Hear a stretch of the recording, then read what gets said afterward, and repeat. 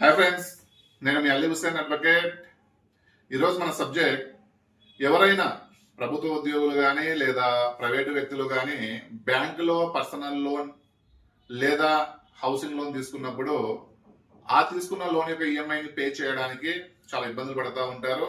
అలాంటి సందర్భాలలో బ్యాంక్ నుంచి వచ్చిన ఏజెంట్స్ మిమ్మల్ని తిట్టడం, బెదిరించడం, ఆ 10 మందిలో అంటే వీధిలో మిమ్మల్ని అవమానించడం చేస్తూ ఉంటారు. అలాంటి సందర్భాలలో మీకు చట్టం వెసులుబాటును కల్పించింది. మీరు ఏ రాష్ట్రంలో అయితే ఉంటారో ఆ రాష్ట్రంలోని హానరబుల్ హైకోర్టును ఆశ్రయించి హైకోర్టులో మీరు ఒక రిట్ పిటిషన్ వేసుకున్నట్లయితే ఆ ఏజెంట్లు మీ ఇంటికి రాకుండా మిమ్మల్ని బెదిరించకుండా మీకు స్టే ఆర్డర్ అనేది వస్తుంది. ఆ స్టే ఆర్డర్ మీకు ఒక 6 నెలలు, సంవత్సరము, 2 సంవత్సరాలు, 3 సంవత్సరాల వరకు మీకు సమయాన్ని ఇస్తుంది. ఈ సమయంలోపు మీరు బ్యాంక్ వారితో మాట్లాడుకొని వన్ టైం సెటిల్మెంట్ ద్వారాను, లేదంటే మీరు ఇచ్చిన ఆ మొత్తం ఏదైతే మీరు లోన్ తీసుకున్నారో ఆ లోన్ అమౌంట్ ని మొత్తము మీరు పే చేసుకొని మీరు ఫ్రీ అయిపోవచ్చు అని చెప్పి నా వీడియో ద్వారా మీకు తెలుపుతా ఉన్నా.